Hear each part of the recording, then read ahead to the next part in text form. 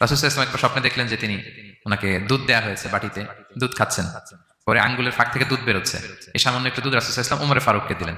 সাহাবারা বললেন, মাযা আউয়ালতা বিহি ইয়া রাসূলুল্লাহ, এটা তাওয়িল কি? তখন বললেন, আউয়ালতু বিহি আল ইলম, এটা দিয়ে আমি জ্ঞান বুঝিয়েছি, মানে ওমরে ফারুকের আল্লাহ তাআলা অনেক জ্ঞান দিবে।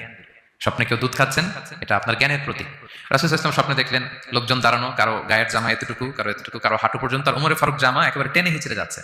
তো সাহাবারা বললেন, মাযা আউয়ালতা বিহি ইয়া রাসূলুল্লাহ, এই স্বপ্নের তাওয়িল কি, ব্যাখ্যা কি? রাসূল সাল্লাল্লাহু আলাইহি ওয়াসাল্লাম বললেন, আউয়ালতু বিহি আদ-দীন আত-তাকওয়া, এটা দ্বারা আমি দিনদারি বুঝিয়েছি, মানে ওমরে ফারুকের দিনদারি অনেক বেশি।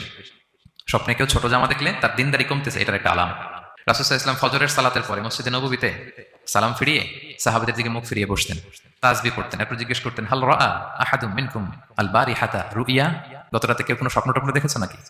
তো তখন সাহাবারা এই স্বপ্ন বলতেন, রাসূল সাল্লাল্লাহু আলাইহি ওয়াসাল্লাম ব্যাখ্যা করতেন। সুবহানাল্লাহ, কত সৌভাগ্যবান ছিলেন তারা। তাহলে স্বপ্ন বলা যাবে নাকি কাউকে?